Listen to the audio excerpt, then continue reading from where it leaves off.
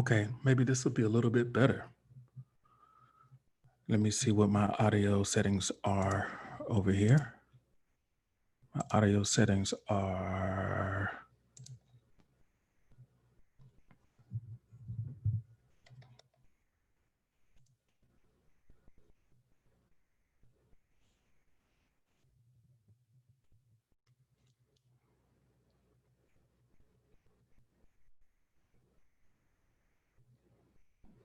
okay.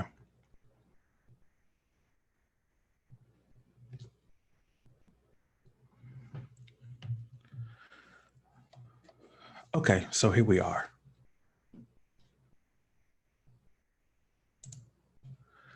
Okay, so we are back, hopefully. Um, can you hear me now? In the, can you hear me now on Spoon? It looks like my meters are moving on Spoon, so hopefully you can hear me now.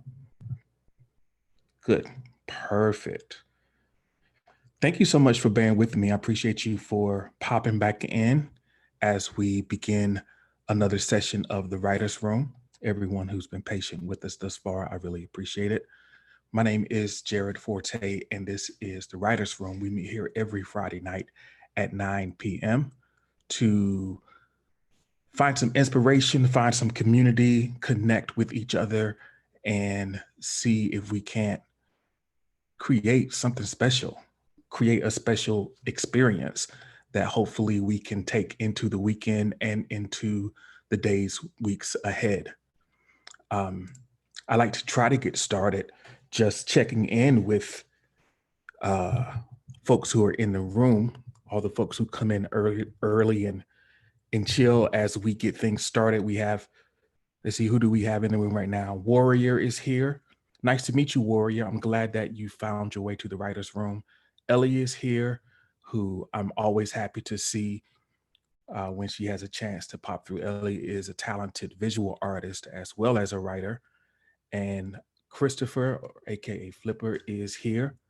And Kai Kai, welcome to the writer's room. Thanks for being among the first in the space this evening.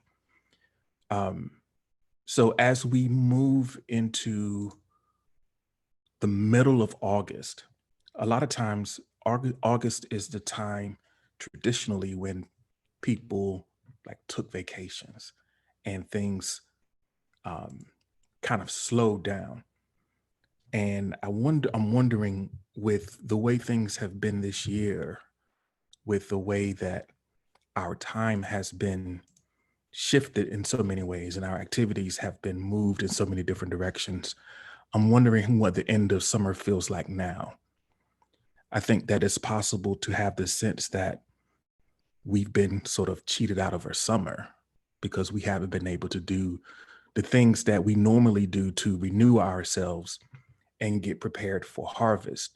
I'm a big believer in trying to live in accordance with the seasons and trying to kind of govern my life and my choices and my work around the things that the earth, the planet is in alignment for me to do. I'm fortunate in the fact that I had an opportunity to participate in the cycle of harvest as a young boy growing up. I didn't, we didn't have a farm, but I definitely worked on a farm over the summer, and I got to see everything from the planting that happened in early spring to the hot summer days in the fields to the end of the summer when the harvest came. Our house was surrounded by cornfields. So I would always remember how exciting it was in September and October when those huge, corn harvesters would drive through the fields and mow all the corn down, and I'd watch the corn fall from, into these trucks as it was shucked. It was like a miracle of modern machinery to see how corn was harvested. Um, but it also meant it was time to go back to school. It also meant that summer was coming. I mean, that winter was soon coming, and that my carefree days were winding down. So I guess a question to have now is, do you have carefree days now? What does a carefree day look like for you?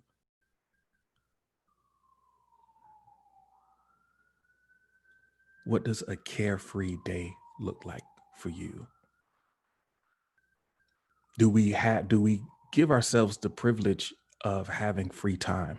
Do we give ourselves the space to, um, even in the midst of what's going on, time that is disconnected and free, unscheduled, unprogrammed, just being? Summer feels like laying out on the beach seems like a time of just being, right? What are some of the things that you do to just be? As I was sitting prior to the beginning of the night session, well, not sitting, laying, because it was such a very long day for me. And I was trying to recover a little bit before we started. And I was like, so often whenever I have downtime, I will have something going. I'll have music playing. I'll have some kind of commentary going on in the background. I'll be listening to something. There's rarely a time when I just let it be completely quiet. I grew suspect of the quiet at some point in my life. When things were too quiet, it felt as though something was wrong. Silence felt ominous to me. Silence kind of created this atmosphere where I felt as though I needed to um, listen to myself, and hearing myself was the last thing I wanted because I was constantly on the run. So as I was sitting in that break, in that in between time, I realized that no, let me just turn everything off. Let me just turn everything down. I don't need to hear anything. I don't need to read anything. I don't need to see anything. Just let me sit and let me be in August. Let me just rest. Jason Williams is in the place. How's it going, my friend? Great to see you here. Always a pleasure to have you amongst us. Um, I appreciate you as a part of the community, as someone who goes down and gives love and support to a lot of folks. So I appreciate you stopping by and showing me a little of that. So, what is a way that you allow yourselves to be, even if you can't take a vacation right now? There are a lot of ways that we can take these small vacations, these miniature vacations in the meantime, ways that we can escape, but not in a way that's unhealthy, not in a way that is hiding from anything, but in a way that is coming back to ourselves. So much of escape sometimes is running away, but escaping in a way that's running back to yourself, coming back to the things that are waking you up and making you more present and making you more like you. What are some of those things for you? The Victor in me is in the house. I appreciate you for being here. My brother Ant Capone is in the house as well. Thank you so much for being here. Absolutely. So yeah, finding a way to catch that reset. I had about a 20-minute reset, I guess it was, where it was just completely quiet. I wasn't meditating on purpose, but it was sort of a meditative moment just because I decided not to feel it with anything. And and I realized how important that is. So in the chat, if you're listening live right now, think about the ways that you can escape back to yourself. What are the little things that you can do now as we come against the edge of this season, the weeks passing so quickly? What are some of the ways that you can escape back to yourself? I remember when I was overseas, I enjoyed, on a night like tonight, if it was a Friday, I would be getting on a train and I would be going to a city in some other part of Germany, a part away from where I lived, there were a few different places that I like to go. I like to go to Trier, which is a very old city near the border of Luxembourg. I like to go to Saarbrücken or Saarlouis, which were kind of in the southern part, closer to the border of France. But on a Friday night, I would be getting on a train with a bag and intentions to find me a club to pass the entire night in. There was this club in Saarlouis that was called the Fun Factory. And as is the case in so many places over there, it doesn't really start doing anything until midnight. So you get on the train, you get in the city, and you have a few hours to feel the place out. You have a few hours to look around. So one Friday night, I went to Saarlouis, and instead of taking a train, I splurged and I rented a red Volkswagen Golf. I wanted to drive down. I wanted to get on the Autobahn and air out this fun little red hatchback. And I got the car. I was by myself because there was someone I was hoping to meet that I had seen before. And let's be honest, my main reason was of having a car there was so that I could have my flexibility in case I needed to travel in a way that wasn't in accordance with the train schedule, you dig. I needed to be able to maneuver more freely. So I drove down. I bought a new outfit. I was really being intentional about how this weekend was going to go.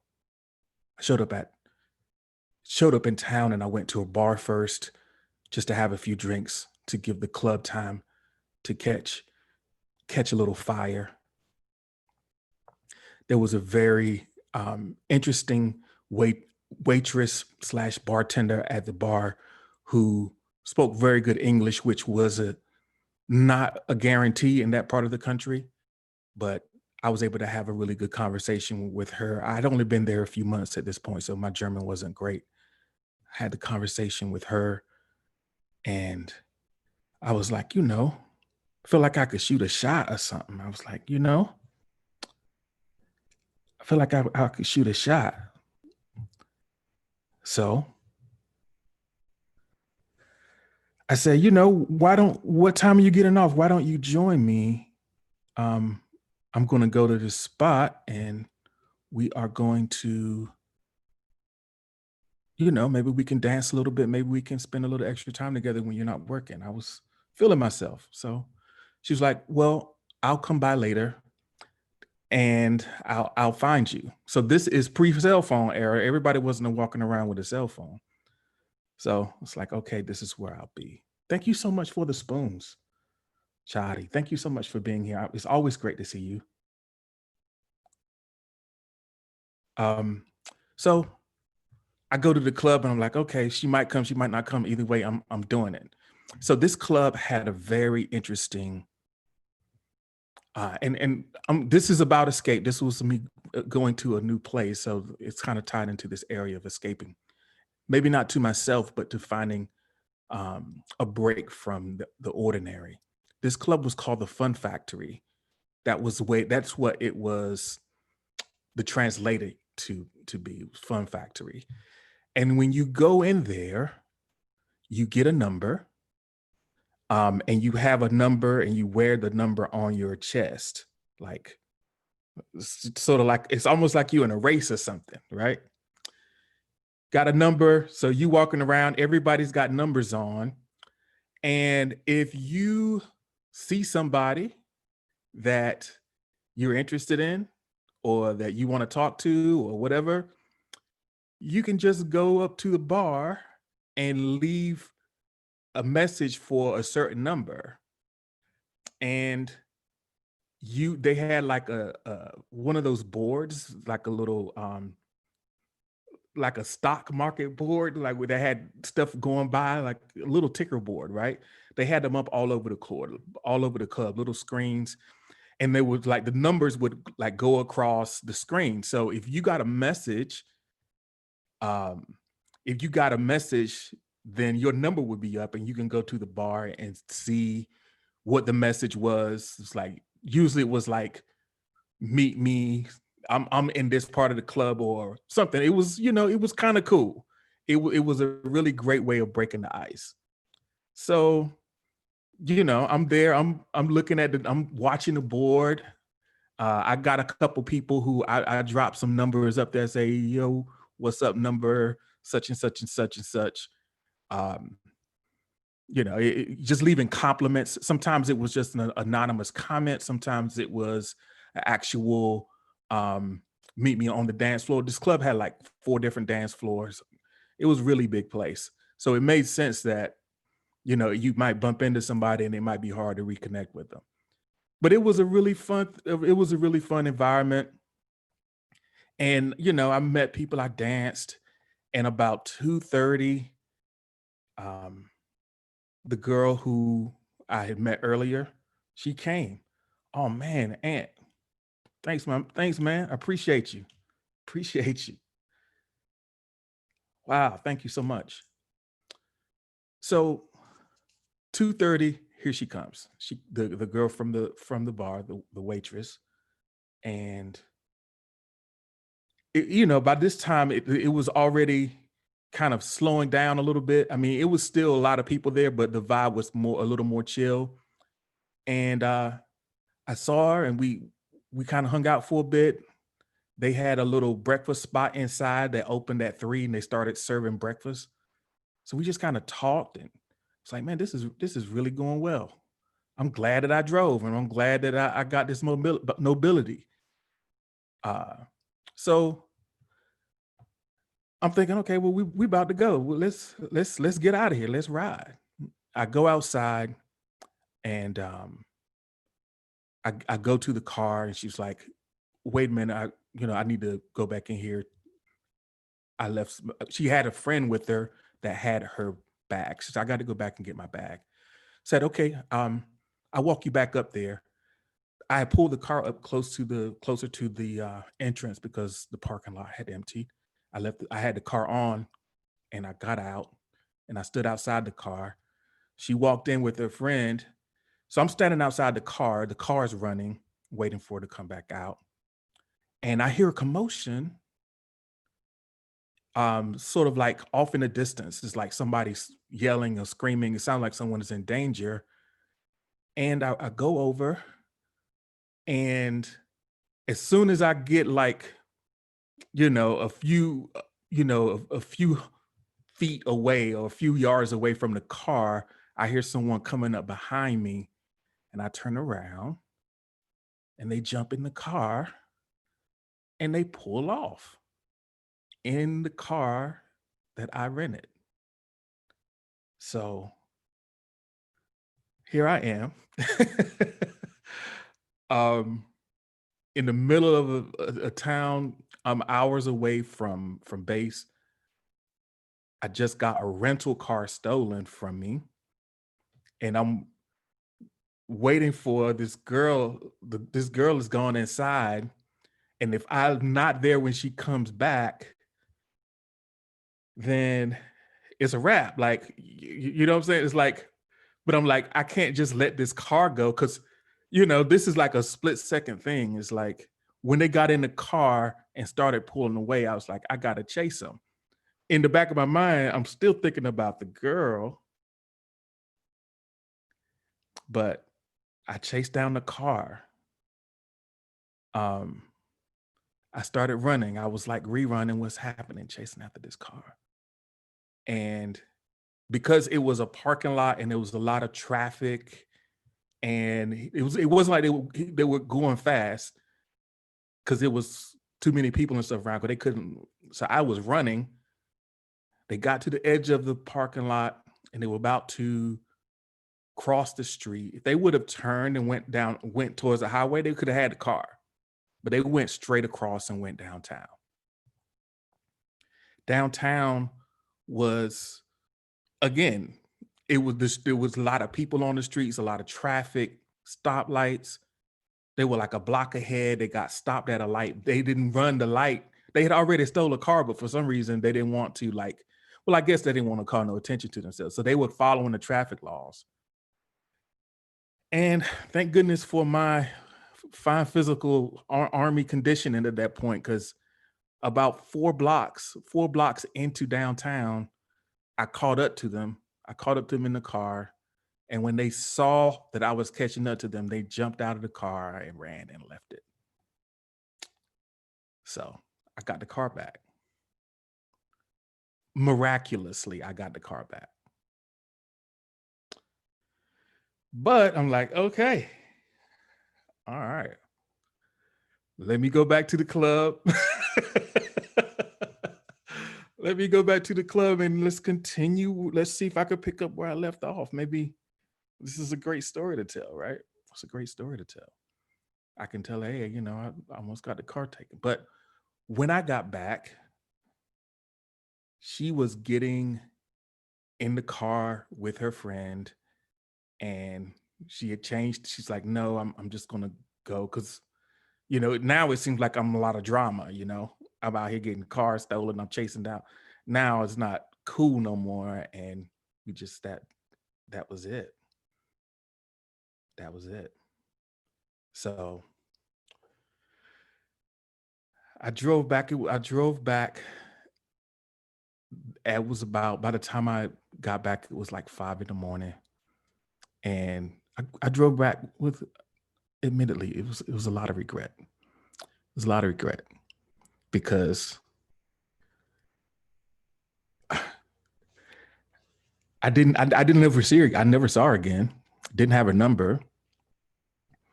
I went back to that spot a couple weeks later. She wasn't working. But that was my attempt at an escape. That was my attempt at, I'm going to do something different this weekend. I'm going to rent a car instead of taking the train. I'm going to get all gussied up in a brand new outfit. I'm going to talk to someone who I maybe normally wouldn't have talked to. I'm just going to get out there and see what happens. And it didn't turn out the way I would have liked, but I'll never forget that night. So I can't, hey, it is what it is, right? It is what it is. All right. A lot of folks have come in the room since I've been telling that story. And I appreciate you all for being here. Also, thank you to Ann Capone for helping to manage the chat and keep everyone engaged. Mike is here. He asked if I'm reading a story. Mike's gone now, though. Thank you so much, the Victor and me. Thank you so much. I really appreciate it. I really appreciate you for showing that love and helping to spread the word. Thank you for the like, Ellie. Ellie been here for 30 minutes. Ellie's a tough customer. I guess the point is I wanted to find a way to escape and do something new. And it turned out it turned into an interesting story. And there have been so many times that I've played that scenario different ways. Like how G would it have been if I would have just let them take the car, and when she came back out and been like, yo, they just took the car, but I wanted to make sure at least that you were good. So I was having a conversation with Nikki Faders about escape and escapism as a coping mechanism. And when I think about what it was that drove me, that made me feel like I needed to do something big and extravagant, it was the fact that I felt like I was under pressure. I was feeling, I was coming out of a failed relationship, a relationship that fell apart largely as a result of the distance that being in the Army had created between me and my ex-fiance.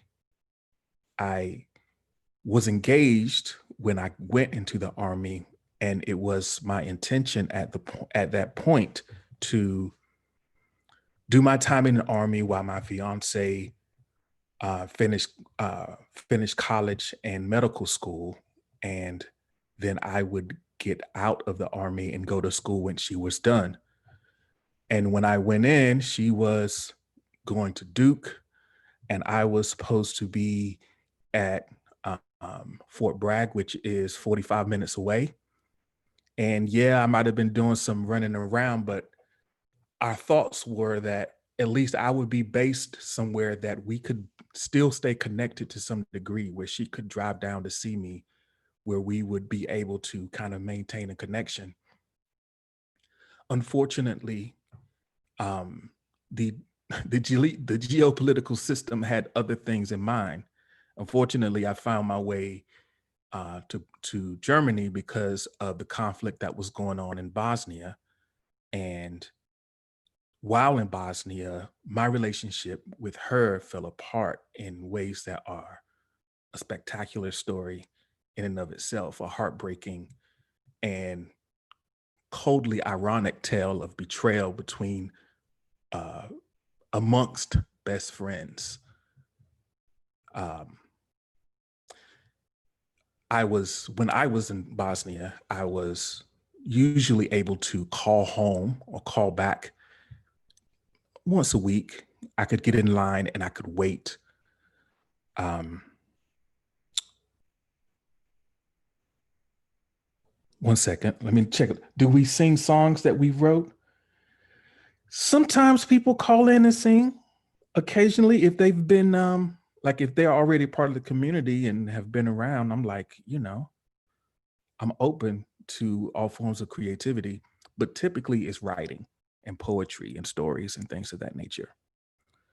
Um, so I was mentioning when I was in Bosnia, typically I would call every week. I could get in line and get a line out and call.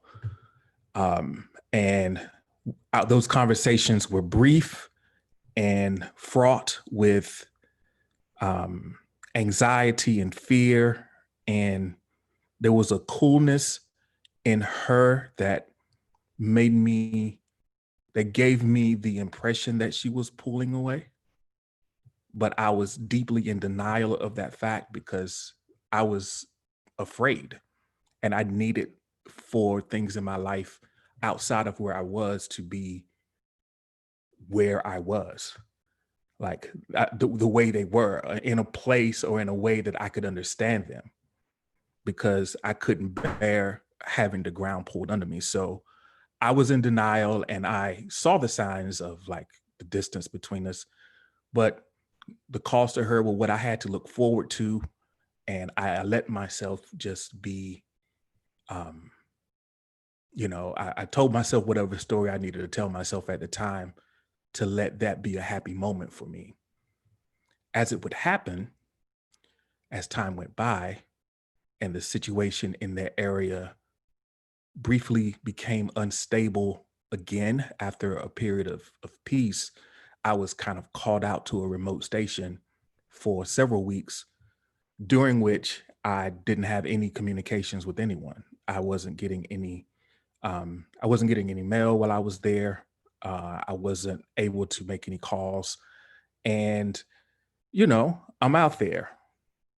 And those weeks that went by just created just enough space for her to, well, the space was already there, but I guess it gave her the space to like not feel like she needed to protect me from whatever it was that she was doing. So when I finally got back and I called, um, I was able to call and explain where I had been and let her know that I was safe because I was so sure that she was worried, and to tell her how much it was how difficult it was for me to be away from her at this point, and letting her know that I know this isn't what we had planned for each other. And I know that um, things went a way that we didn't expect, but I believe that we can hold on and pull through. Life is long, and if we can just endure this time, we'll be together again, and we can have the life that we always talked about on all those nights when we sat up and talked about the life that we wanted to have. But when I did call, the voice on the phone was hers. The voice on the phone was a familiar voice, but it wasn't hers. It was a voice of one of my friends, very close friend, a close enough friend that I would recognize his voice over the phone. And given the layout of the apartment that I shared with her before I left, I knew that given the layout of the apartment that I shared with her before I left and the proximity of the phone to the bedroom, I knew that he was laying beside her. Where else would he be at 6 a.m. on a Saturday, but laying beside her if he's answering that phone? So that situation was what I was escaping from. That was something that was building up in me. So when I did finally make it back into civilization, every opportunity that I got, I tried to escape and explore and experience and do all sorts of types of things to not deal with the disintegration of that relationship, and to not deal with the betrayal, and to not deal with the seeds that I planted over the course of that time, to kind of position myself to be played in that way. So we have a caller on the line. Cuppa to Go is on the line, and I got a feeling that Cuppa to Go might have a song to share, just a guess. So let's check it out.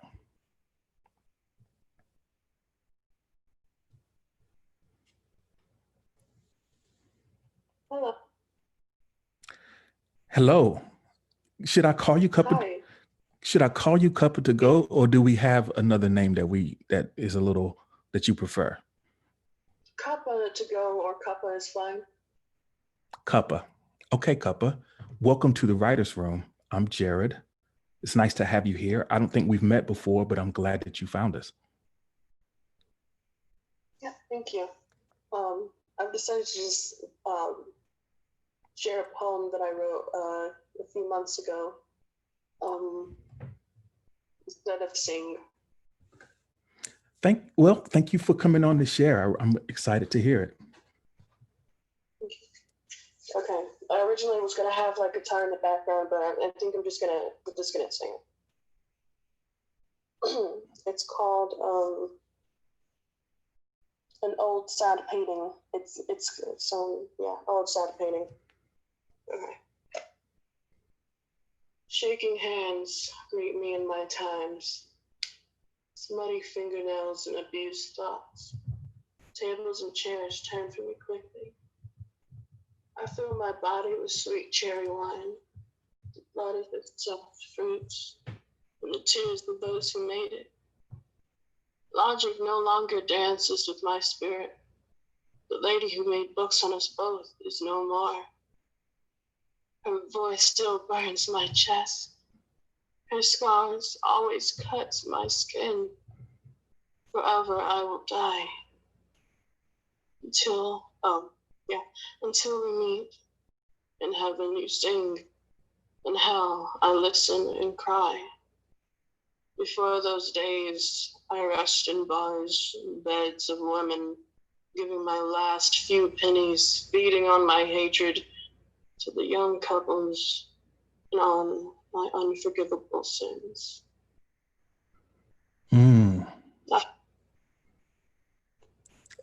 That was beautiful. Thank you. Thank you so much. That I was appreciate it. beautiful and beautifully delivered. Thank you for sharing. Thank you for having me up here. Absolutely. Everyone, please give Cuppa to Go a round of applause in the chat. That's awesome. How long have you been writing? I've been writing for years, about 5 years. I've always loved writing poetry, making songs, but I used to write poetry a lot last year. Now I just kind of write songs and stuff, which is basically the same, but I just make music to it. But yeah, this is something I wrote. I don't know, I don't really want to say the site because I'm not sure if that's allowed or not, but it's basically a poetry site, and I write on it a lot. You could say the site. It's cool. Oh, allpoetries.com. Say it again. Allpoetry.com. Okay. If you don't mind, put that in the chat. We'd like to share resources. It's always great to have places to have your work seen and heard. I don't have any problem with that. So if you want to put that in the chat so everyone can see it, because there's a room full of writers here, and there might be a place for them to share as well. Yeah, it's some really good poetry. There's different contests, and a lot of people do themes, I guess you call it. And with that one, I updated it a few months ago, but I wrote the outline of it. I don't really know when, but pretty far back where to this prompt. So it goes with the picture. That's why it's called an old sad painting. But right. Okay. Well, that's great. Thank you so much for sharing that. We really appreciate you. I hope that we will see you again. We're here every Friday night at 9 great. All right. at 9 o'clock. So hopefully we'll see you again next week. Okay. Take care. All right. Cuppa to Go. Really appreciate you calling in and sharing the work. I haven't even mentioned that the lines are open, but if you've been here before, you know it's always a place for you to share what you've been working on. If you want feedback, we can do that. If you just want to be heard, we'll hear you, but this is what it's for.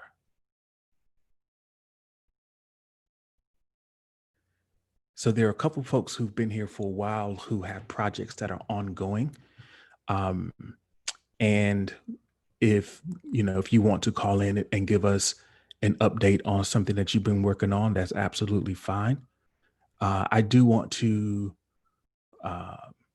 give a couple of prompts for folks in the room to kind of think about. This is a space where if you are here and you don't have anything to share, you're just looking for inspiration and a space to do that, it's a great place to get your journal out and respond to some of the prompts that come into the room. We do have a Discord that myself and Cage, who is like the chief resident of the writer's room, we place prompts there as well. And we try to keep the conversation going as much as possible and give you little sparks of creativity to take you throughout the week. So yeah, I think where we left off, I was talking about trying to deal with that, the long-term impacts of that particular relationship, and really, I guess, the impact of all of the ways that my early relationships set me up for a certain type of way of being in relationship with romantic partners.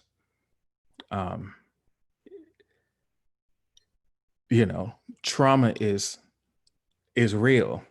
You inflict trauma with the ways that you show up with people, and you sustain trauma, and you build habits of coping that are not necessarily great.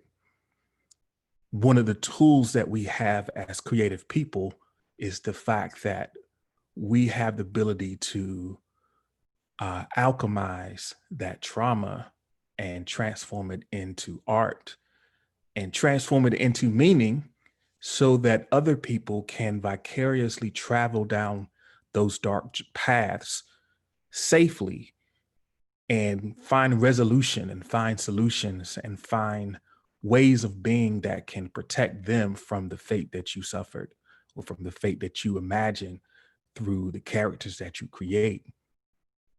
So our art is our shield.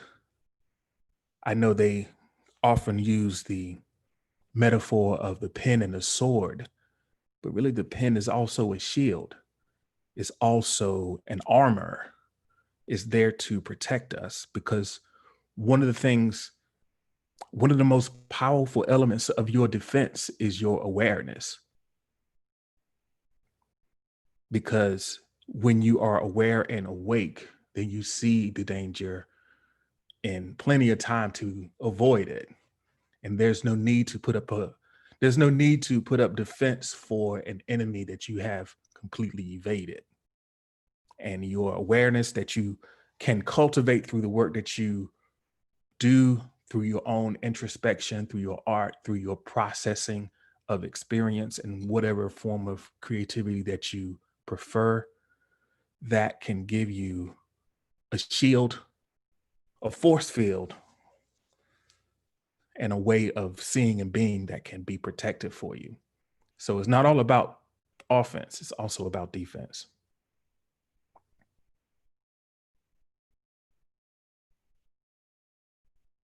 So Alien Kids said writing is therapeutic, but not a replacement for therapy. Careful from where you draw your creativity. Absolutely. It is not a replacement. It is a tool. Alien Kid is on the line with something to share. So please give Alien Kid a warm welcome.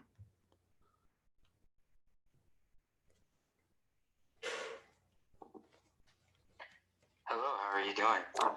I'm doing great. It's great to see you again. Thank you for having me on again. So, yeah, Go for it. I was going to share something, but absolutely. Just trying to keep writing. So I call this Alien Home. Just looking for feedback on it. I'm thinking about turning this into a full piece, like expanding on it, so that's a full piece. Okay. All right. But here we go. They say home is where the heart is, but I don't know what a heart is. And the hardest part is that I know that this isn't it. I want to be torn apart like my life is a work of art, and I don't know where to start with telling you how I feel. Like how none of this feels real. Like it feels like it's just another deal that I took from a white devil from another level. As I start to tremble and shake, I can turn from a hurricane to an earthquake.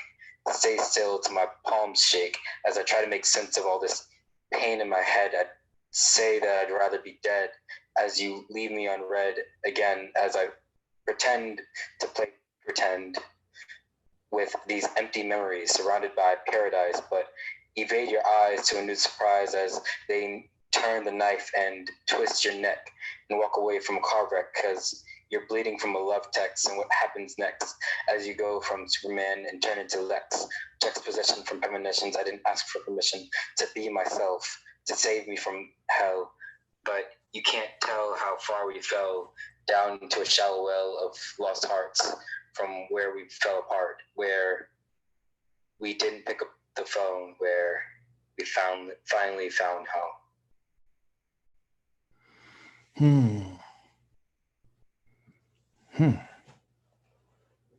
Okay. Does it not feel complete to you? It feels complete, but I feel like I could expand upon it more, like certain ideas, and take the poem more. Okay.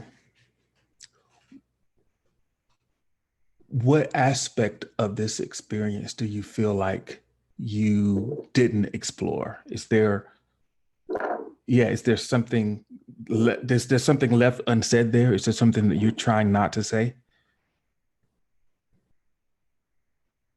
Yeah, I mean, like, there's a lot of things that I end up trying to say, which isn't going to sound funny. Actually, no. It's Maybe really it'll it's be relatable. Maybe. it's Well, it's not even about what you're trying to say, it's what you're trying not to say. Like there, we all have these lines that sometimes we are hesitant to cross in terms of expressing something that we feel because of judgment, because of fear, or because of there are a lot of different things that can constrain us. Some of them are good, some of them are useful, but I want you to kind of think about where that line is for you, and think about how close you are to it. One of the things that I noticed, that there were places where you kind of went between the figurative and the literal.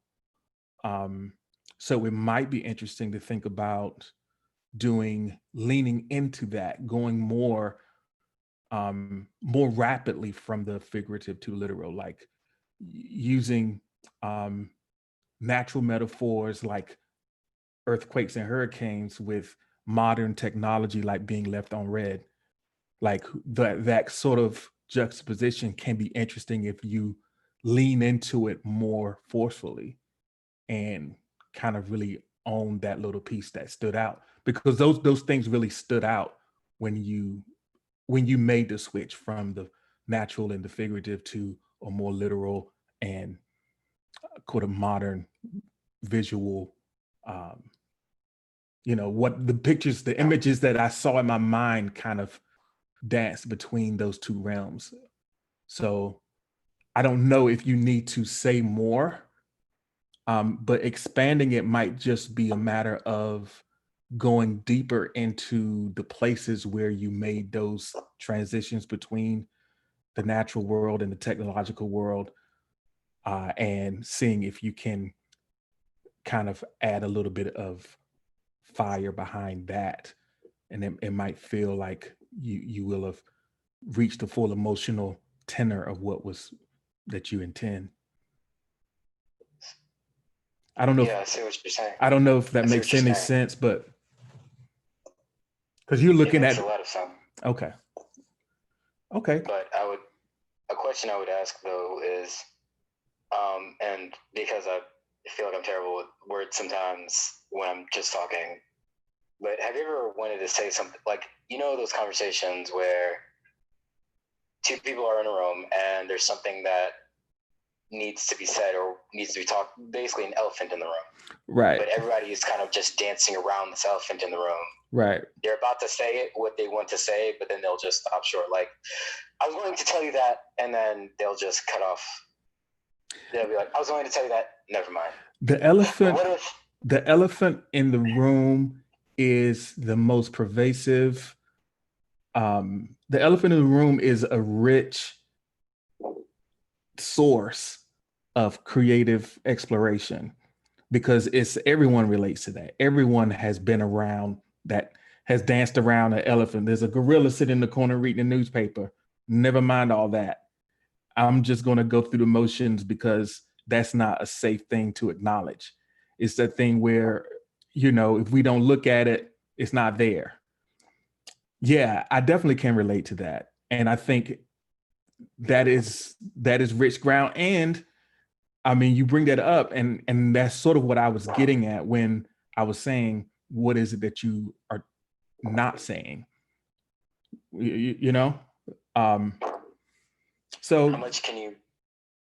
I would ask too, how much can you say without saying something directly? And I feel like that's something that, like, the more I listen to poetry and read poetry, I feel I recognize that it's like we're saying all these different things in different ways, and trying to see how many ways we can say it without ever coming out and saying a simple, like, something that might be a simple sentence. Well, yeah, I know. So I think we can't afford to conflate the simplicity of the sentence with the clarity of the meaning. just because you just come out and say it, that's just your perspective on how you want to express it. It doesn't speak to the way that the other person understands it. So sometimes what feels like beating around the bush or what feels like being indirect, what it's actually doing is searching for a way to be understood from the perspective of the other person. Because just because an idea is clear to you, and if you feel like you just say it in a way that feels direct to you, it doesn't necessarily mean that it's going to connect with the person who's listening. So your work and your communication is in service of the audience to some degree as well. Of course, yes, we do it as a way to express ourselves, but that's just one half of the equation. Its purpose and its full usefulness comes when it can touch another person. So all of these different ways of saying things is really just speaking all the different languages that can cut through and have meaning in the context of other people's experiences. So only you know if you're doing it out of fear, because it can look like the same thing from the outside, and you can be avoiding saying what needs to be said out of fear, but you could also be speaking and creating out of generosity. You being generous with the other person and trying to make sure that they are able to grasp, that they are able to access what it is that you're saying, and that they are able to kind of ingest the emotional intent behind what it is that's going on in a way that is not violent, that is not destructive, and that is in the spirit of what you intend for it to do. So, so there's a lot of ways to say all that. I could have said what I just said in a different way, but I felt like, it's a room full of people and I wanted to say it in as specific way as I could to kind of get the point across. And then you just keep trying to say it better. Yeah. Yeah, I see what you mean. Yeah, but like it's up to you. You're the only one who understands where your heart is at any given moment. If you are avoiding out of fear, or if you are trying to be, if you're trying to express your love by presenting the emotional content of your spirit to another person in a way that they can receive it. That's true. It's a gift. It is. The way I started writing was started writing poetry was I wanted to say something, but I couldn't figure out how to say it. So I just started writing, and eventually I said something. It turns out I was more communicating my emotions rather than along with my ideas rather than just the idea itself. Mm-hmm. The irony is that, especially for writers, that language is, it has a lot of limitations in terms of being able to truly capture the reality of an experience, because as descriptive as we can be with words, there is something that is happening in the body in any experience that we're trying to describe that may or may not be transformed or transferred in language. There's physical things that we experience that language can't necessarily capture that well. We try to get better at it, but it's very imprecise. It's very, it can be very challenging to know that I have taken the feeling and the meaning that's in my head and faithfully reproduce that in your experience. I have one last question and then I'm going to get off. Okay. What is the best? So I feel like I'm at a point in my writing where I feel like I am fixed to this, the way that I choose to write. Essentially, like, how you can tell a Robert Frost poem. You feel like you got a style, right? You feel like you got a style. A style, but I would like to expand, not even just expand it, but be able to expand and differentiate it the same way that a singer or artist might be able to, well, that is our artist, but I could go from one thing to the next and change it right back while still keeping the style. That makes any sense. Like, write something different while keeping what makes it Right. my writing. Okay. So I do have an answer for that. And if I can speak on that for a few minutes. So if you can figure out 5 ingredients that make what your work, make yours, and things that are not so specific that, they have to be kind of balanced between the general and the specific. But if you can break down what it is about your style that's, makes it unique into kind of 5 core concepts, then you'll be able to transport that anywhere. So for example, an example would be, it could be a thematic example, like there's certain topics that you write about. There's a certain cadence or meter that is sort of indicative of your work that feels like a signature. There's a momentum or a pacing in terms of the way that the action progresses or the emotion progresses throughout the piece that makes it sort of feel like yours, the way that the tension builds and releases, for example, maybe. So there are different things that if you break them down, then you can transport that from one medium to another. But what you really have to do then is you really have to kind of study your work and break it down to its core elements. And that is a process that can be tricky because we aren't necessarily, we don't necessarily study ourselves and have a really clear understanding of our process. So that would be the way to get there, is to have a clear understanding of kind of what your process is and looking at your work very closely analytically, and maybe even have other people break it down and say, these are the things that I see as a common theme among these 20 things that I've seen from you. Here are some things, some common themes that, or some common ingredients that kind of gives it that feel that, oh yeah, this is an alien joint, Yeah, thank you. All right. Thank you. You're welcome. Thank you for calling and thank you for sharing. Thank you for having me. I'm gonna let somebody call in or just hang out in the chat rather. There you go. All right, thank you.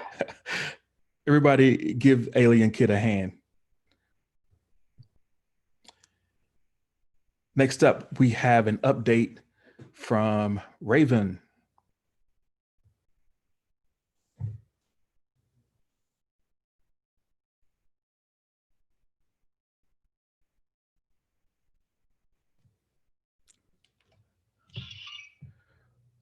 What's going on, Raven? You're doing, G. I can say without a doubt, my week has been nonetheless eventful. Okay. What's been going on? The event. Well, besides the fact that I've been off of work for literally a week and a half due to sickness, this Monday I had to decommission Omen Black Rose. Okay. Say more. Reason why bad is because recently I have been getting several emails about an old account that I don't have access to any. The emails was alerting me that a certain someone had been contacting me. Now I still don't have access to that Facebook account, but against my better judgment, I contacted Scarlett herself, and what was destroyed the point of why I was writing Omen. As I mentioned before, Omen. Hold on just a second. Give it just a second. Your signal is breaking up. Hold on just a second. Okay. You cut out. Could you say that again? Yeah, we cut out a little bit. I was just saying your signal was breaking up. So when I lost you, you were saying the whole reason why Omen exists, and then Okay. Like I was saying, Omen was a lie that I was telling to myself to finally reach some closure in a very important chapter of my life. You know, it was a chapter that was affecting both my mental health and my present existence with the girl I'm with now. But as I said, I had to do Scarlett herself and try to find out what these messages were, because it was 6, 7 different messages that I had received from her active account. I still don't know what those messages are today. But I now know why she left, and finding out why sort of destroyed my desire to write Omen. It basically contradicted it so much that write it anymore. Because like I said, it's supposed to be a closure. It's supposed to be the lie that I tell to myself in order to gain a closure that I know I will never get, because she doesn't remember who I am. But that's not true. Right. It's entirely true, actually. She has no recollection of me whatsoever. Oh. Turns out she, months after leaving with me, and the treatment that they put her under pretty much erased the Scarlett that I knew. Mm. She has no recollection of me whatsoever. Mm. So Omen has been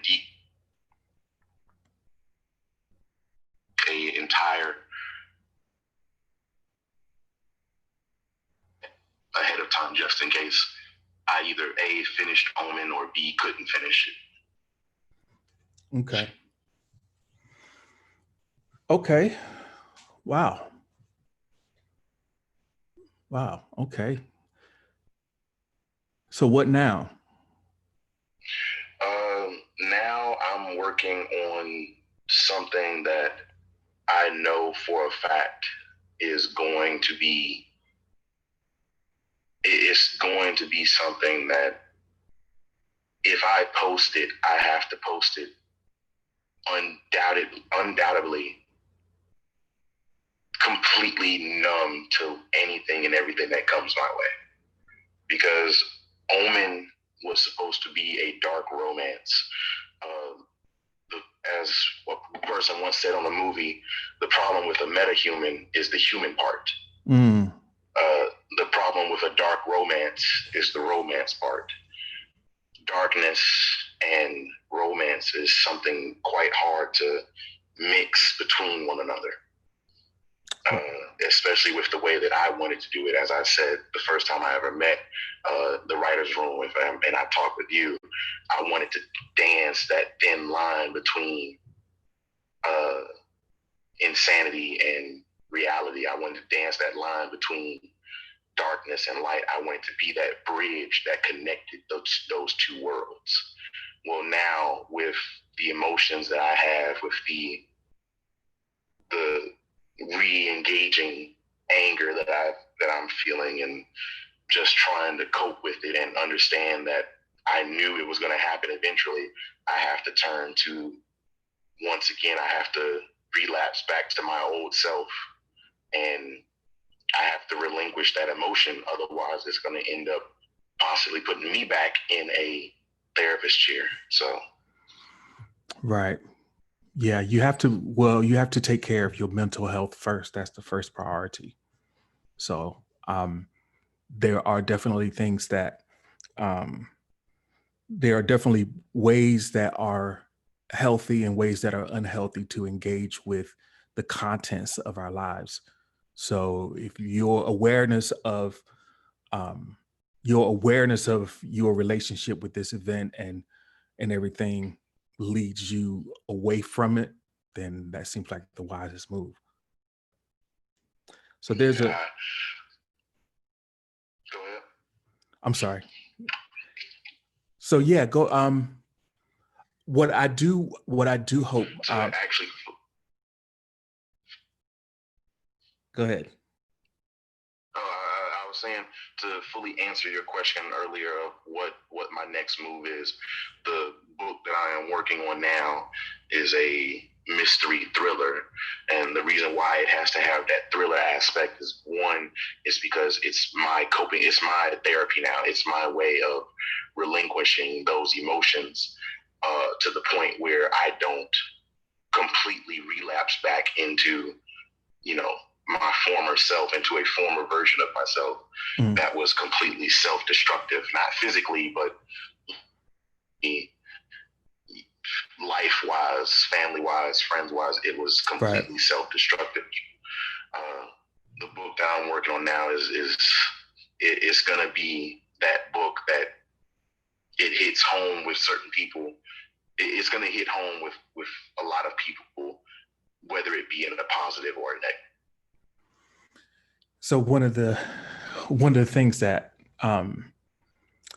the drama definitely needs to be in your work and not in your life. It's like if you are living a shadow life, then it can interfere with what you create. So there's this weird balance of artists and addicts and artists and people who are destructive or codependent, who have all these negative attributes. There's a thin line between the two, and that drama exists, and that energy is there for all of us, especially who we have this creative urge. So keeping your life together is the key to being able to returning to your creative self. So I hope that you can continue to move in that direction. I do as well. I can't say I can't say it's fully a shock to me. I can't say it's much of a shock to me at all. I had my speculations of the reason why everything went down the way it did. And I knew that either A, I was going to end up, regretting the choice of contacting that Scarlett, or B, I was going to end up finding out something that's just going to make me want to write Omen more. And option A, it just happened, which honestly I'm sort of happy about, because the world isn't ready to know the story of Scarlett. I had to think about that aspect the entire time as I was rereading the book. The world isn't ready for that kind of story yet. Not that kind of love story yet. Well, I don't know. I mean, I can't say. I think the more accurate thing in that case is it's not time for you to tell that story. It's probably a more accurate thing to say, because I wouldn't, who knows, there's a lot of people living a lot of different types of lives. And I think that there are things that we can create that can be the answer for a person's question. So I agree with your choice not to move forward with it, but I would focus on your health and your ability to move forward and create.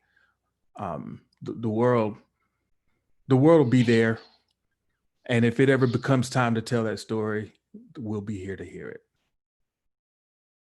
In the meantime, we'll hear for what else you have to say. I appreciate you. Yeah, thank you for having me once again, man. All right, everyone, please give Raven a round of applause and some support in the chat for coming on and sharing the experience they're going through.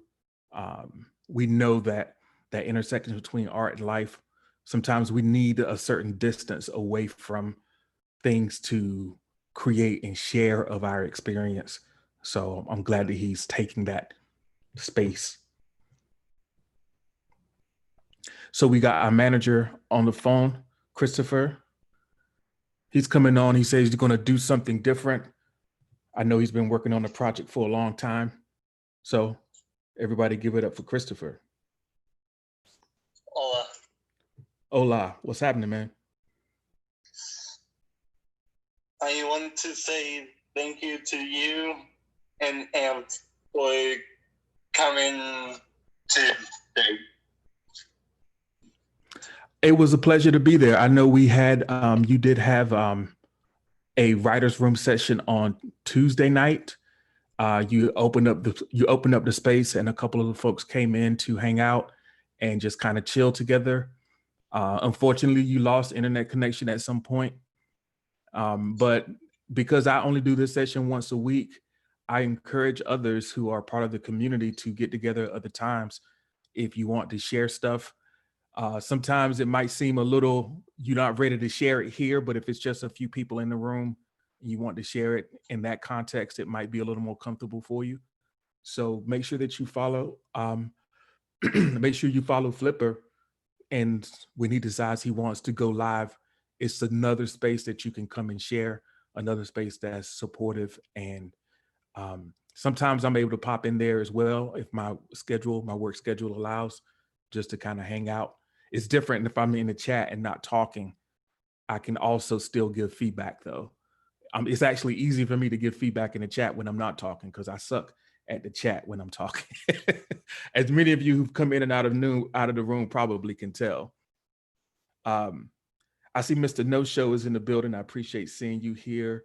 Tanisha Drake is here. And Ben here. It's great to see you. We also got Aunt Capone. Sunshine is back. Alien Kid, Ellie. Rat King is here. Hi, Rat King. You're wondering what's going on here. Writer's Room. I guess you kind of figured it out by now. Chadi is here, long-term resident of the Writer's Room. Appreciate you all for joining us on another Friday night. So Flipper, go ahead. So what's going on for you right now? What are you working on right now? Where are we at?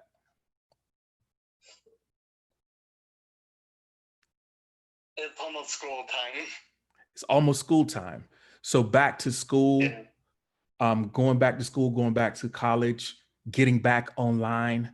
It is sort of the theme of August and sort of where I kind of began thinking about what August used to mean and how it used to sit in my experience as sort of the end of the summer, the last hurrah, the lazy days, the vacation time, and how it's different now, how it feels like we were robbed of a season in a way that is throwing off our rhythm in a way.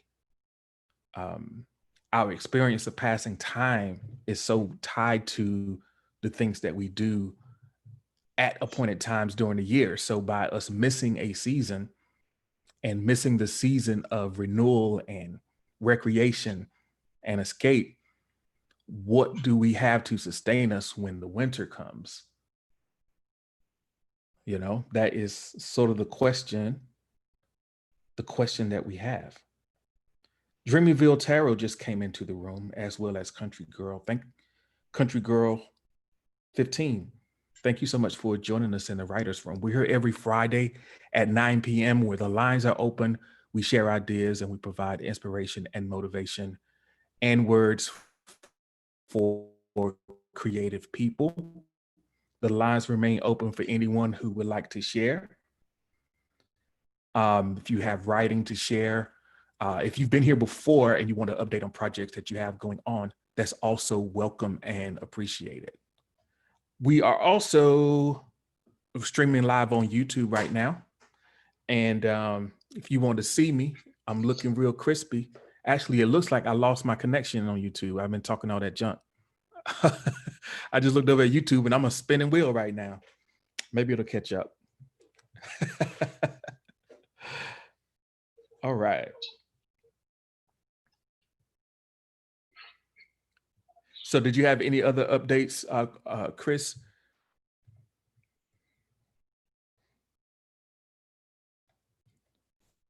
I know there's a couple folks in the chat that said they write and maybe they want to call in and share some of the things they've been writing.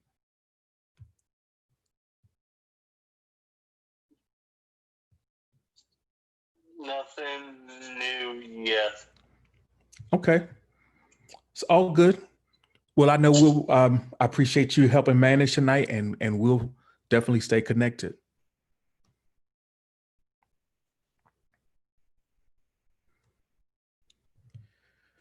All right. So for all the new folks who are in or who are just returning, the lines are open if you have poetry or writing to share. Right now, we have Dreamyville Tarot going to be sharing. So please welcome them with a round of applause. All the distinguished guests in the building, I really appreciate each and every one of you.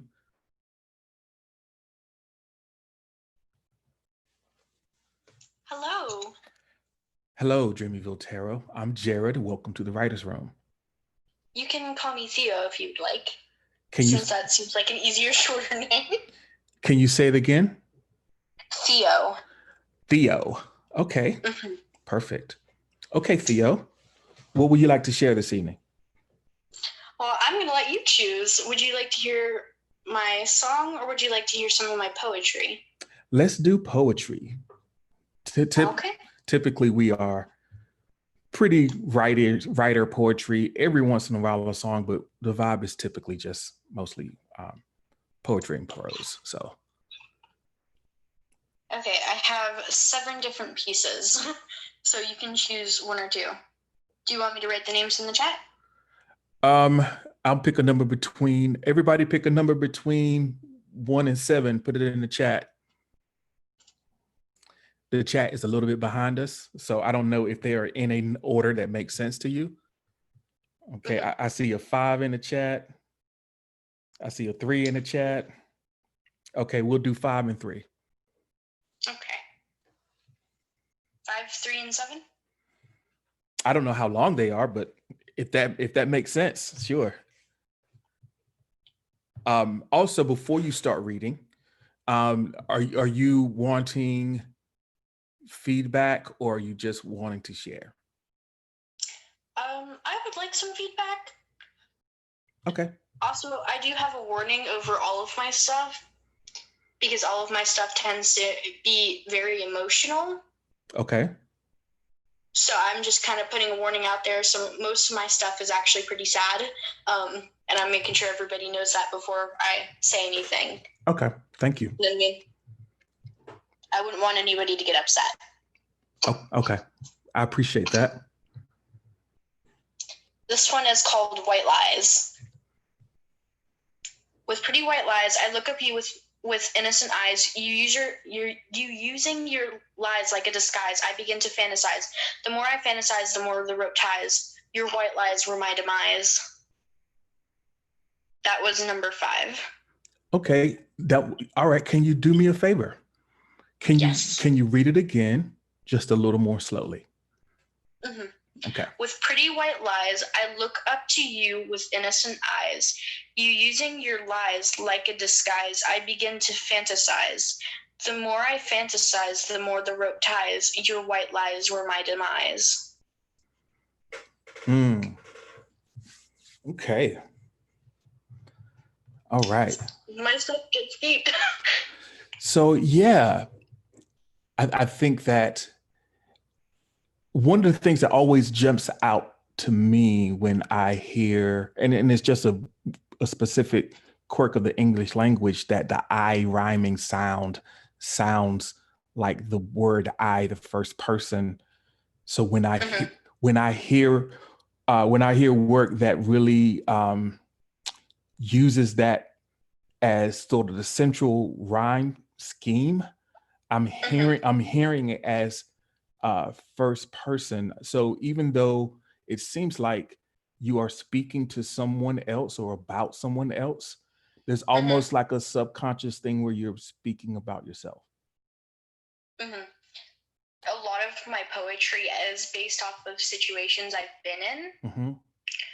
So that's why it has more of a central I speak, like this is something I've been through. Well, not even the actual use of the word I in this first person as the literal kind of text of the poem. I'm saying that subtextually, when that sound is repeated, it's almost a subtext or subliminal or subconscious self-reflection where everything that you are saying about the other person, you are saying about yourself. Okay, I get that. Okay. I was quite confused by what you meant there for a minute. I was like, what? So that's sort of the subtext kind of sonically and linguistically that I get when I hear that. That might not be the intent, but as I was hearing it, I was just like, that's sort of what kind of came up for me. And that's just my interpretation of it. But there are certain devices in the language sonically that do pull up those kind of subtexts. So think about if that's true for you in any way in respect to that poem, and just think about that. And as you're writing further, think about the way that you can create subtext with your choice of word rhyming sounds. So, okay, so that was number 5. A lot of words I don't know, but I'll figure it out. I can break it down for you. I can say it other ways, but at this point, we can just listen to the next pieces, and then let's listen to the next 2, and then I can just kind of give you some overall feedback, and then maybe some folks in the chat can have some things to say too. So I think we're doing number 3 next. This one is called Trapped. I feel trapped, like my parents have my whole room mapped. If I show my true personality, I might get zapped. Maybe I just need to adapt, but if I do, I might get slapped. When I was born, it's like I signed a contract that if I ever move, I would be tracked. Honestly, do you think I'm on crack? My vision goes black.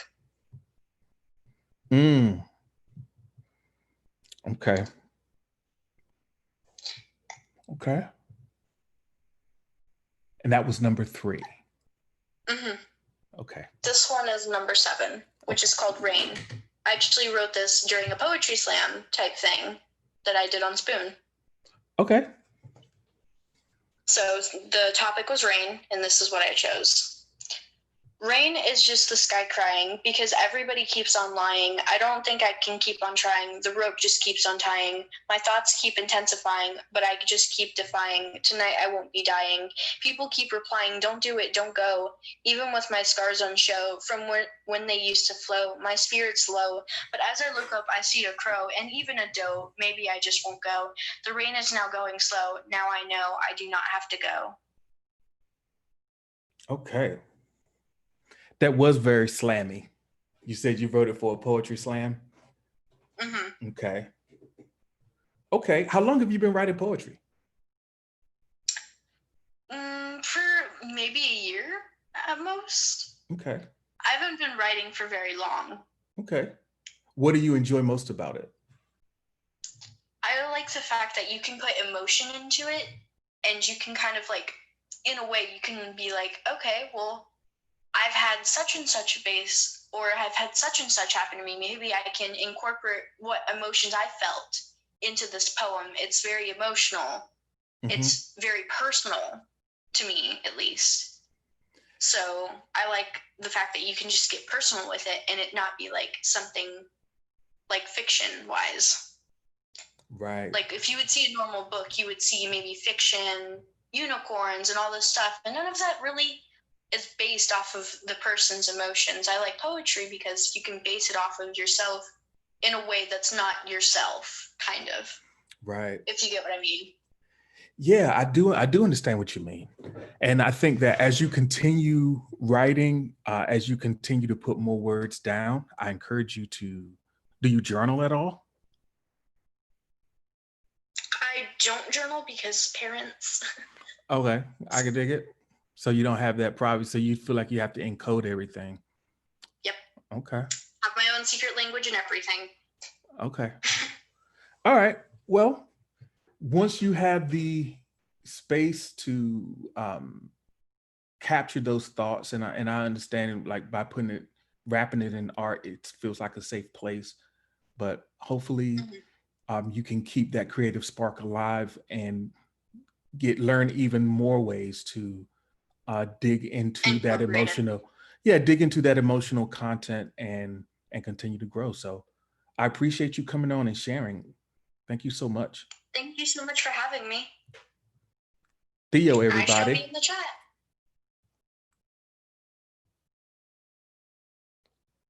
All right. Thank you so much. And thank you everyone for being in the place tonight. We have a full staff of Windsor Knotted managers keeping an eye on everything and helping me out by saving my poor eyesight from trying to keep up with everything that goes down on the chat. Flipper Cage and Capone. We got Sunshine in the house. Great to see you. I'm always happy to see you. I know just lurking in the chat, I know you here, and I appreciate the fact that you are staying. Lets me feel like maybe you are enjoying yourself or getting some value here. We also have the Alien Kid who was on earlier sharing work. Kai Kai is here, has been hanging out for a while. Theo is here. Chadi is here. Kiki, do you love me? We absolutely, are we riding? We are riding. Great to see you. Mr. No Show is in the building, and Eddie J. Thank you all for being here. All right. The lines are open for anyone who would like to share.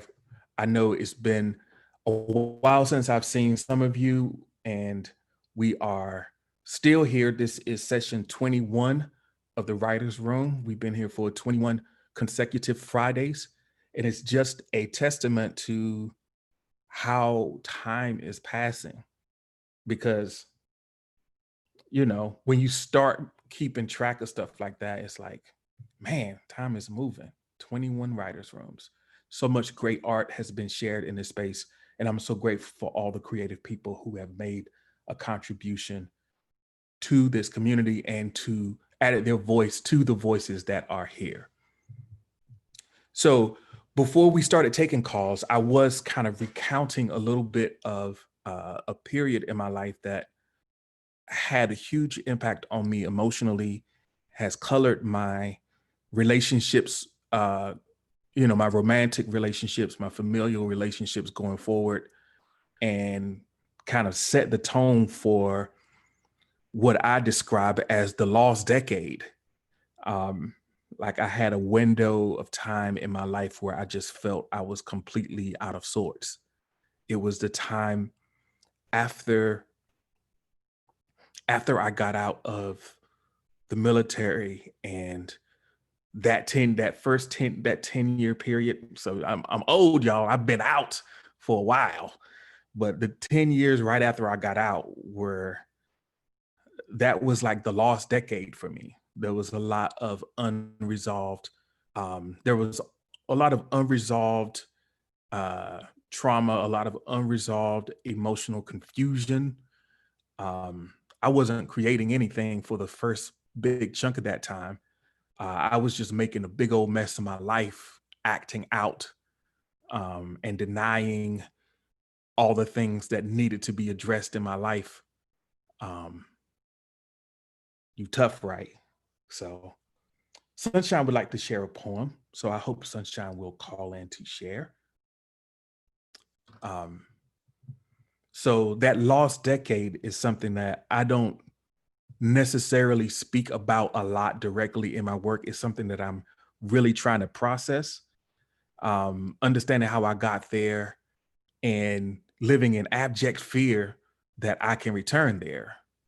Anything that you've experienced, there's always in the back of you don't want to go back there anymore.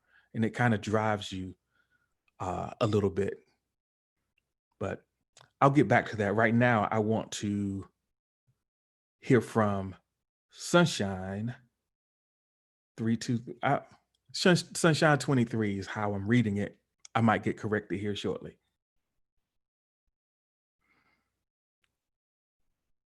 Everybody put your hands together.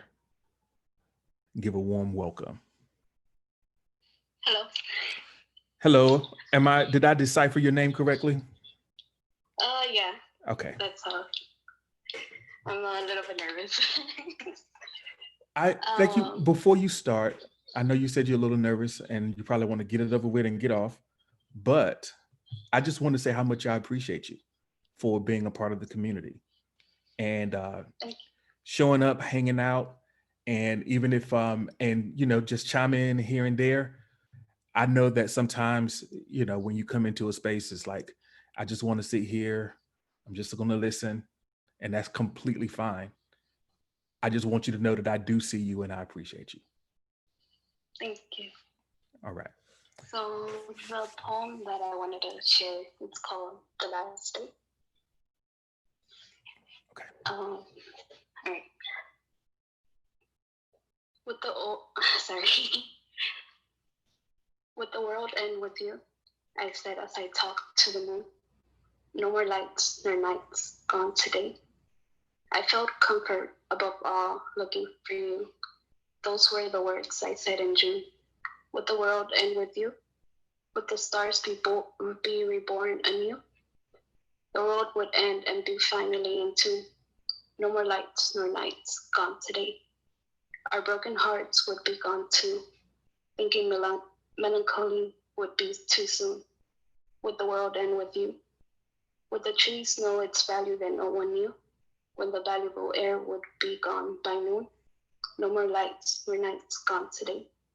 When the value of true love that you outgrew would disappear like the many things that were immune. With the world and with you, no more lights nor nights gone today. Wow. That's beautiful. That's beautiful.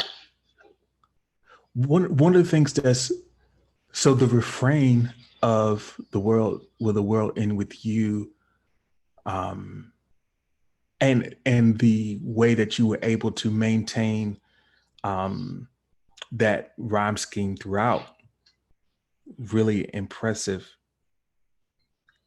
It's I think it's called a limerick. Yeah. It's a type of poem. Yeah. I could dig it. You really stayed true to form there. Yeah, it was my first time trying to format it, and it came out really well, I think. Yeah, you stayed true to form there, and it wasn't. It's still a lot of times highly structured poems feel forced, like you've tried to force it to fit the structure, but that was very natural. So I appreciate it. Thank you. I appreciate that. I just wanted to say that whenever I joined the spoon, I was in a really bad place. I had just broken up with my boyfriend, so it helped a lot. Yeah. That's rough. And this poem is actually about him. You know what? I wasn't gonna say nothing. I wasn't gonna say nothing, but I think the fact that you were able to process that, and the fact that not only process it and write it, but also to get out in front of us and share it, that's an important process. That's an important step in your healing from what happened. And I guess it probably didn't hurt that I was telling you about my heartbreak earlier, and it's like, okay, I guess I can share, right? Yeah. Thank you so much for being brave and for being generous in sharing the emotion that you've been going through. Thank you. Everyone give Sunshine a round of applause.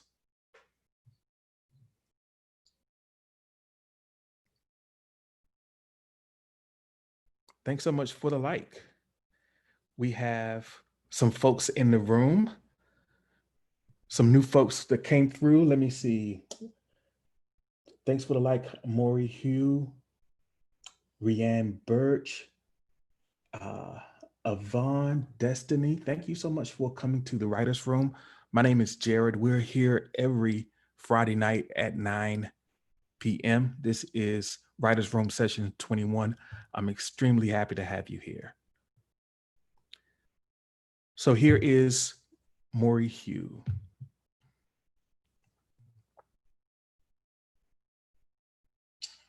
Hello? Hello? Yes. Hello? How you Hey, doing? how you doing? How you doing, brother? Yeah, I'm doing lovely for myself today. Yo, I got a story to tell you, my friend. I got a story. You fine with you? Let's hear it. Hello? Let's hear it. So, you can call me Mark for now. A couple years back, my mother met this woman, and she used to work with her. My father makes a lot of money at my house. He was a breadwinner, and we had money coming in and out. My mother loved spending, and my father loved spending too. So, it wasn't a good combo. So my mother decided to get up and get a job. She worked as this Office Max for a bit, a fun Office Max, a year or two. The people there were cancerous, except one woman. Her name was Norma Morales, and she was a beautiful woman. Not beautiful as a sense that she looked beautiful, but as a person, she was beautiful. She was caring. She was loving. She wasn't afraid to put the hurt on you. She was tough.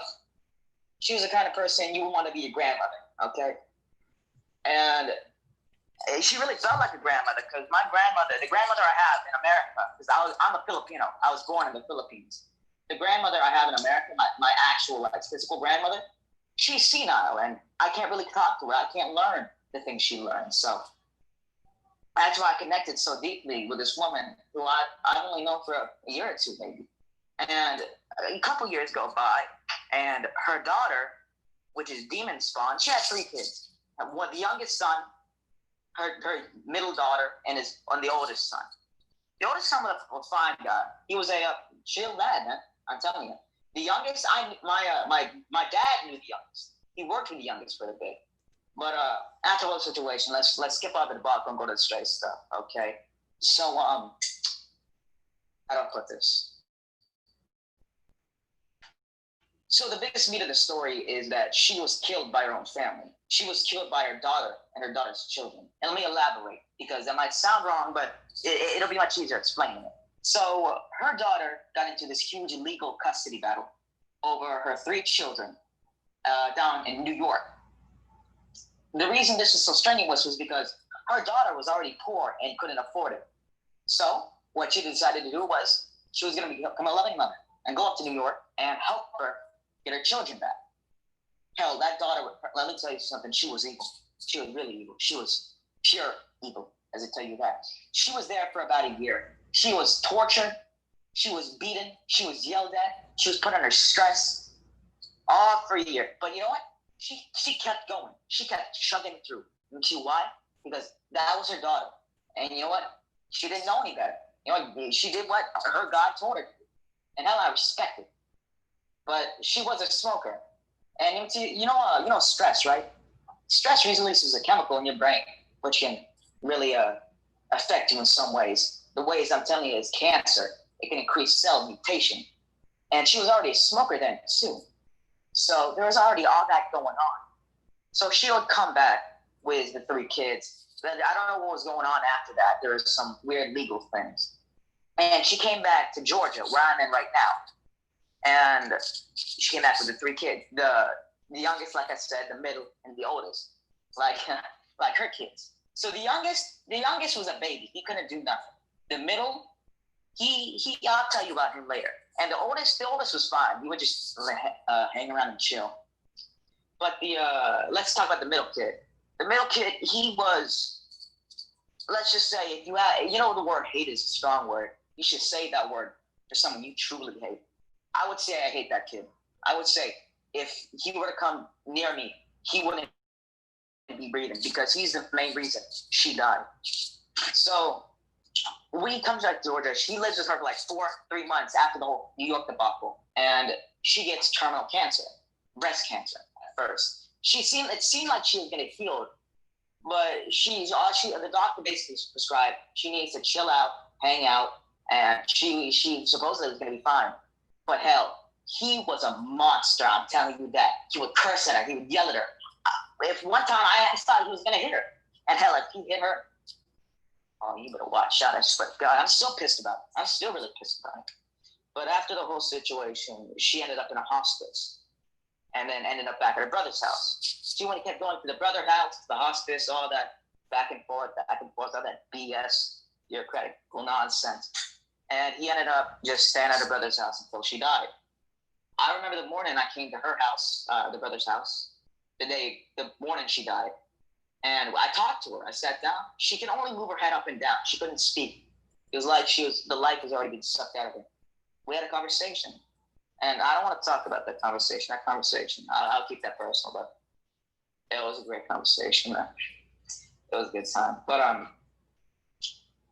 later that afternoon, she died. Her heart failed, and she died. And I'll never forget what happened. Happened like a week or two later. Her daughter and the middle child came up to the burial, and they asked my mother, "Okay, where's my part of her life insurance?" Because she had a life insurance policy, but she also had a will, and this will gave her a jack. So if she wasn't already in such a bad situation to where she was out of money, I'm telling you, she would have tried to sue the youngest son and the oldest son, because not the youngest son, but the oldest. Is her the sisters? You know, still her brother or siblings or whatever. And that's the silliest thing about the situation. She's a monster, man. She raised monsters too. And the saddest part is, you know, the youngest one, he shouldn't have gone for that in the first place, but I don't know what happened to him. That's the thing. No one knows what happened to him. I don't know. I asked my parents. They don't know. He disappeared. He didn't disappear there. He has to be somewhere, but I want to know what happened to him. And that's where the end of the story ends, because there's no going further from that. And that's the thing that messes me up the most about that story. There's no happy ending. It's silly. And that shows the world's unfair. But hell, if it's unfair, you gotta live with it. It is what it is. What are you gonna do about it? Hell, I can't do nothing. I can't bring my grandmother back from the grave, but I should live with it. So the youngest is missing. Have you written this story down? Had I written the story down? Have you? Yes. No. I haven't written it down. This is off from memory because I lived through it, man. I could dig it. I mean, I can tell, it's a very emotional and real story for you. There were a few points where it was hard to follow exactly what was going on. So even though it's vivid in your memory, it might be worth writing it down and kind of. Yeah, I was thinking of writing it down. Well, this story happened like 6-7 years ago, my bad. I probably should write it down. Yeah, because I know there's a lot of, this is your life, so I'm not commenting on it from like an artistic standpoint. It's not like I'm not trying to speak about it as art because this is your experience that you're sharing. I do think it would be really powerful if you were able to kind of chronicle it in a way that we can kind of follow that journey a little more closely. Yeah, that's understandable. No. The person who said in the chat, not critique. No, I need critiques, man. That's how I advance as a person. That's how people advance in general. It's critiques. Right. Well, I mean, there isn't. I can change it. Yeah, there isn't anything for me to critique because this isn't anything that you've written. So, I mean, you're just sharing your story, and it's a powerful story, and I encourage you to put it down because there's details there that will come back to you, and there's ways that you can say things that can really drive the emotional journey home. There are lots of things that you'll remember as you put the pen to the pad or your fingers on the screen, however it is that you're writing. The thing about writing is a lot of times it sparks different levels of memory and different visual cues that when you're just talking might not come to you. So please, I encourage you to capture the story. Even if you don't share it with anyone else, just do it for yourself. But the thing also, the thing that really hurts me about the story is she said she was going to be alive to see me go to college. And just 6 months after she died, I got into early college. Hell, man, only man, that's all. That kind of pisses me off, man. But it is what it is. Well, hey, have a great day. That's out of. Good talking to you. I appreciate you coming on, and I thank you for sharing your story with us, Mauricio. Yeah, cheers. I'll be at All right. All right. What a story. what an experience, right? And sharing your experiences, it can be difficult. It can be fraught with a lot of emotional peril, but it's an important thing to do as a part of the process of healing. So I wish you all the best, you and your family, and hopefully things come to a resolution for you soon. Charisma is in the house. Thank you so much for coming through. Aunt Capone. We got Aunt Capone on the line. Everybody give it up for Mr. Aunt Capone. What's happening with you, man? Hey, what's up? What's up, man? How you doing?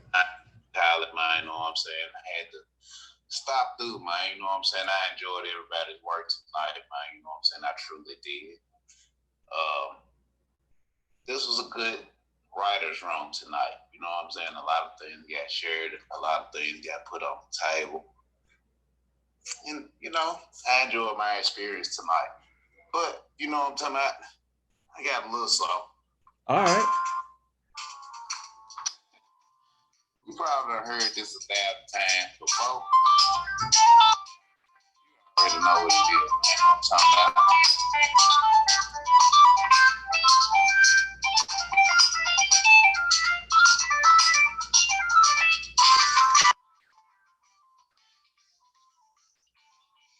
Keep on listening to your boy X on it. When you come to my station, man, you know that I ain't a phony. You can come from here and us, and you can say pretty much what you wanna.